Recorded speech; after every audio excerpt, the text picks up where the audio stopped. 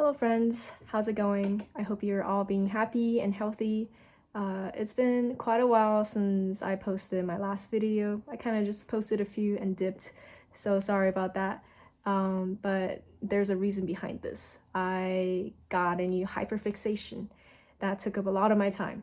So recently I really got into electronics. I'm not sure why electronics exactly. Maybe it's because I read too much science fiction, or I was playing my Digimon V-Pet and modding it somehow inspired me. But I started tinkering a lot with microcontrollers, single board computers, making my own toys, and let me show you some of the stuff I made. So here is a pedometer. It's basically an accelerometer attached to an Arduino Nano, motion sensing to count the steps up. It's a little bit gamified. You got this little kind of pet face thing, along with some levels and a battle system. I also made the classic open source project of the Panagachi, and I've captured a lot of handshakes, Wi-Fi handshakes so far with this, and cracked my neighbor's Wi-Fi password. Yeah, this was my first project where I made a hacker tool, I guess. Before I made the Panagachi, I actually made this handheld gaming console. It's basically a RetroPie running on a Raspberry Pi 3 attached to some buttons, some screen, and a battery. And this is what I'm gonna show you to make today. This is actually supposed to be hot glued on. Not the best design, and you can see I already broke it while trying to push in my cables. But today I'm going to show you how to make the basic of this with parts that are pretty easy to find. Unfortunately, I did not make a process video for this because this is my first time doing something like this. And if I were to make a video, it would just be me putting things together, taking it apart over and over again because I keep messing up. It would just not be a very linear build story. However, in this video, I am going to take it apart, show you what I did, and teach you how to do it yourself. Before we start though, I'm going to show you a little demo. So I can turn out the little battery right here. Let's give it some time to boot up.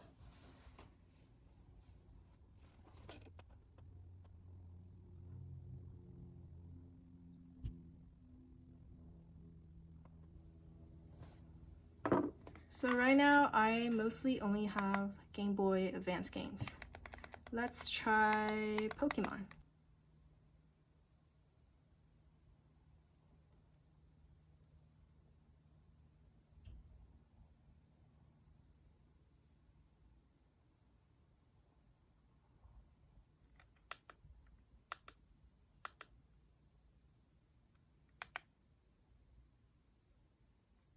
Look how cool is that? It doesn't have any sound, and that's because I didn't install a speaker, but in the Raspberry Pi there is an audio jack which you can use with a headphone, or you can use Bluetooth headphones with this as well. And in my opinion, Bluetooth audio doesn't sound great, but anything plugged in here sounds pretty okay. There are definitely ways to make it better with a sound card, but that will probably make it a way bulkier build than what it actually is. Let's exit and turn this off. Now we can get to taking it apart. Hopefully I don't break anything. So before I do anything, I need to unplug the power just in case I accidentally touch some wires together and don't want any magic smoke to happen. So first of all, let me tell you about the different parts that I used. I used a bunch of push buttons and I used them on a prototyping board. I try to arrange them in the way that a normal game controller is arranged in, but if you look closely, a lot of it is very misaligned. And that's because I was just being stupid and I wasn't really taking this seriously when I first started it. Overall, there are probably 2, 4, 6, 8, 10, 11, 12, 13 buttons that you need. And over here, I have a Raspberry Pi 3. You can use any Raspberry Pi. Actually, I greatly recommend Raspberry Pi 4. It's not too expensive, but if you have an old Raspberry Pi 3 like I do, or you just don't have an extra, I think $5 to $10 for the 4, getting the 3 is a great economical choice. I also have a battery here, so it's basically, if you can't see, it's basically a lithium battery, but it's converting the voltage for 5 volts with this. And I'm not sure where I got this from. My dad gave it to me. Pretty sure it's pulled off of an old portable charger, but there are also other alternatives. So for my Ponagachi projects, I used a Pi Sugar. A lot of people online say Pi Sugar is not the greatest, but I think it's the most easy to find option for powering a Raspberry Pi with a rechargeable lithium battery. Or you can just pull one out of a vape, but you gotta know what you're doing because battery fire is a very real thing. I used a HDMI connect to screen. Before that, I was actually using this. So it's a screen connected by GPIO, but the GPIO is sending signal way too slowly, and that results in a frame rate of probably like 10, which is terrible for gaming. Even with retro games, I was not having a good time even with Pokemon with this. But I got this for free from one of my old tattoo clients, so thank you very much, Taylor. And I tried to use it, but it didn't work, so I'm gonna save this for another project. The brand of the HDMI screen that I use is Osuyu. It's actually touchscreen, and it gave me this little stylus, which I never use. And it's also not touchscreen right here. I think I just didn't download the driver. And also, I think RetroPie does not support touching your screen, so it's just a bonus feature at the moment. It doesn't really do anything. If you're observant, you probably noticed I have a random USB plugged in here, and this is actually connected to this little keyboard that I have. And mainly this is for changing the settings in here or navigating between files. Before I even had my buttons soldered on and configured, I had to use a keyboard to navigate between the options in the operating system. Okay, enough yapping. Let's actually take it apart. I probably won't take apart the whole thing, but just some parts to show you what I did. So you can probably tell that the 3D print is very inaccurate and terrible. I will include my 3D print files, but you might want to make some adjustments because I haven't done that. Everything's not measured correctly. The buttons actually, or sorry, the battery is, this part is supposed to be tucked in right here, but that didn't happen. I used Tinkercad, so it was also not very flexible. And this is like my first time 3D modeling. So for the buttons, let's take a look right here. Oh, it's terrible. Maybe I need to take this apart too. I'm gonna unplug this.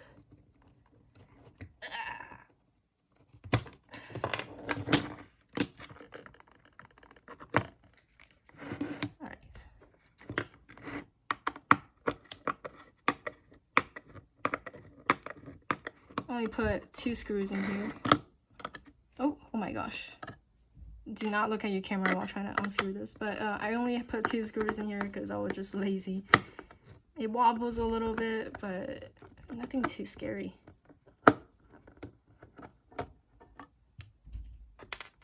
Yeah, when you're working with this, always remember not to touch anything directly with your hand unless you have something that's anti-static. Also, you work on a non-static surface. When you do have to pick it up by the sides. Okay. Ooh.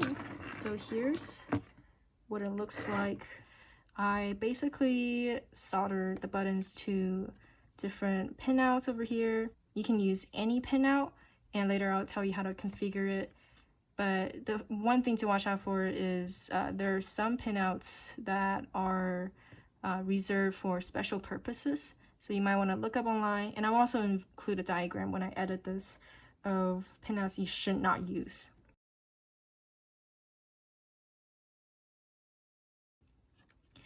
The buttons are soldered to the GPIO pins, but they're also soldered from their ground leg to each other. And the ground is, of course, connected to the ground of the Raspberry Pi. So you can see here, this is connected here. Since this pin, this leg, and this leg are connected, they are soldered together to save space, so I don't have to solder every ground leg onto one single ground pin. Hello, this is Editor Michelle here. I just realized that explanation was terribly confusing. So what the hell was I talking about? Well, in the buttons, there are 4 legs, and 2 of these legs are actually connected to each other. So this leg and this leg, they have a voltage that flows into each other. So they're continuous. And these and these 2 legs, the left and right legs, or the shorter sides, are not connected. And so you should have one leg attached to the GPIO pins and the other leg attached to ground. And what I meant by saving space on the ground pin is I connected the ground legs to the other ground legs of the other buttons. And so only had one wire that pulled out and connects to the ground of the Raspberry Pi. I hope that makes sense. Let me know in the comments if you don't get it, and I'll try to explain to you again. And with the battery, it depends on what you get, what you're gonna use. You can connect it, like me, to the USB or the micro USB, or there's probably a way to solder it onto some of the GPIO pins, but I'm not sure how to do that. I've done it on the Arduino, but I've never done it for the Raspberry Pi. If you find out, please let us know. I'm gonna try to put this back.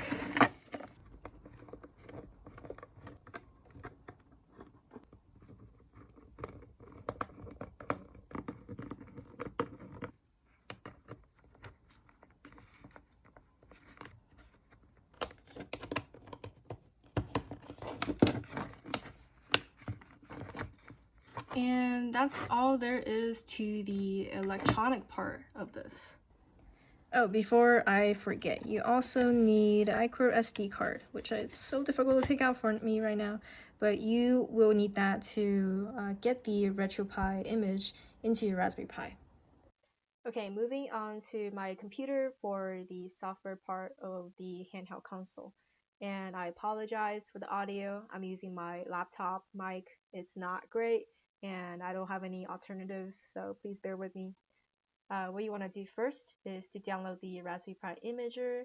You can also use something else like the Balanza Etcher, I believe that's what it's called, but I'm choosing the Raspberry imager because of something that simplifies our process, which you'll see soon. And please download it from the official site. Anything else is probably malware. You can download it for your Windows, Mac OS, or your Linux. So once you have your Pi imager installed, you will want to choose the model of your Raspberry Pi device. So for me, it is Raspberry Pi 3. The operating system, this is where the Raspberry Pi comes in handy because we haven't installed RetroPie yet, but it's actually included in here. So go to Emulation and Game OS, pick RetroPie, pick the version that you want. It's based on what device you have. So for me, it's 3. Choose your storage. I don't have anything plugged in right now actually, but you will see your micro SD card in there, and you just click next and let it do its thing. If you did everything correctly, you should have a RetroPie operating system installed on your Raspberry Pi once you put the micro SD card in.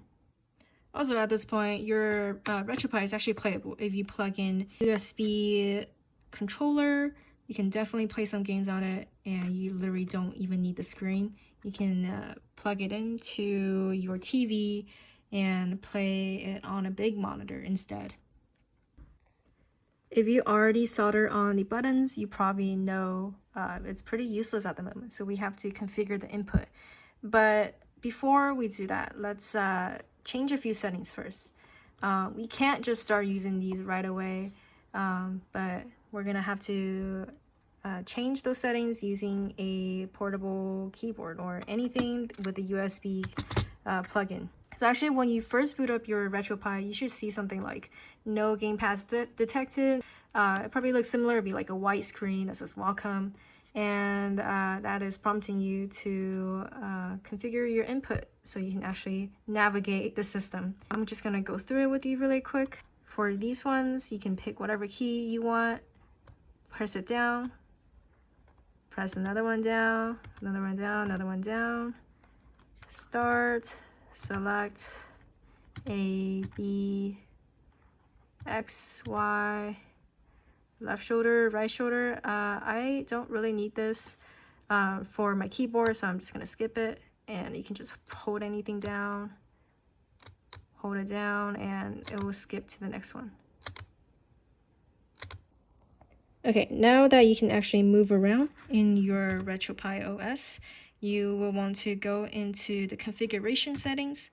And I'm sorry if this is a little bit hard to see. I just realized the screen might not be the best for showing this. But you will want to set up your Wi-Fi. So I'm going to go to Wi-Fi, select it with A, connect to your Wi-Fi network. And yeah, I'm already connected, so I'm just gonna skip this part, but it will ask for your Wi-Fi password. Of course, it's just like connecting a regular device. And it might also be a good idea to just check your IP in here. You can also change it so that it's a set IP every time, but I'm actually not quite sure how to do that. Please look it up, and I will also look that up as well. Let me show the IP. So you will want to remember this IP because later on we will be SSH into the Pi. You can also just use your keyboard and the terminal here to do what we're going to do next, but I personally prefer SSH. It's just a bigger screen. So whatever floats your boat, whatever works for you. All right, I am back on my desktop. So for this next step, we are going to make the buttons that we solder on work as controllers. I actually follow this guide on instructables.com called How to Make a Custom Retro Gaming Controller by Hexamol Hex. And it's a really clear guide that really tells you how to solder things on, which GPIO pin to use. But the next step for us is software setup and GPIO Next setup. So we are going to install a GitHub repo called GPIO Next that basically allows us to easily configure those buttons to be used as controls that the RetroPie can recognize. As you can see here, this is Linux commands. You can, as I mentioned before, just do this command on your RetroPie terminal, or you can SSH in. And SSH is my preferred method. So let's go to your command prompt. And SSH stands for Secure Shell, which is basically a way, kind of like Telnet, to connect to another device using the IP address. So SSH pi at your IP address that you got earlier.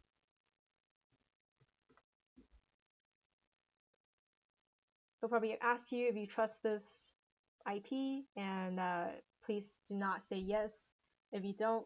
But we know this is our Pi, so say yes and put your password. The default password is Raspberry, but I changed it to something else, and you should change it too.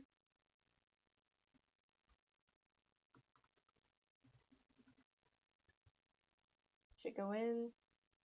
I don't have anything right now because I previously actually broke this and I had a really janky fix. So I have to Control C, get out of this. If it lets me. Okay, there we go. Alright, so once you're in, copy these commands. Best if you do line by line. Okay, since I already have GPIO Next installed, I'm gonna let you go through the step on your own. I'm afraid of overwriting what I have and breaking Linux. It's happened a few times and I don't want it to happen again. But once you're done installing everything, use this command, GPIO Next config, and it should take you to the next step. Okay, let's type in GPIO Next config. Yeah, so it will give you choices of joypads to configure. For you, you want to configure joypad 1. So how many D-pad joystick does this controller have? Only have 1. Okay, so you want to check with the spacebar everything that you need. So your ABC or AB, X, Y, your select and start button, left button trigger, right button trigger,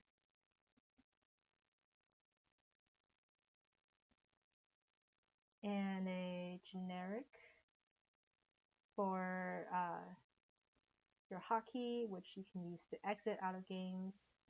And you want to press enter to continue. For your D-pad, hold up and down, left, right,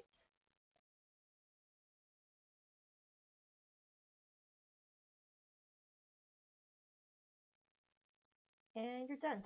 And now just exit, and your Raspberry Pi RetroPie is ready to go with the controllers. And if you did everything correctly, you should find that you will be able to easily navigate everything, just like how a controller normally works.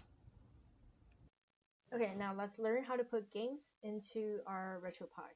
There are definitely many ways to do this, but I will tell you about my favorite way because it has a GUI that is pretty easy to understand. And I won't tell you where to get the games, you have to figure that out yourself, but I know most of you probably have experience with something similar to this, so you will have no problem finding games that you want to play at all. So I usually use Windows SCP. You can download now. This is, I think, only available for Windows, so if you have something else, I am so sorry. I'm pretty sure you can FTP it another way using commands. I'm not sure what that is for macOS, but for Linux, it should just be FTP something. Don't take my word on it though, I haven't checked if I was right.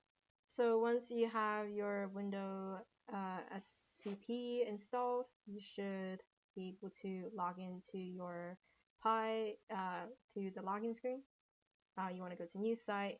The host name is the IP address that you just put in. The username should be Pi, and the port number default is 22, just leave it be, and your password.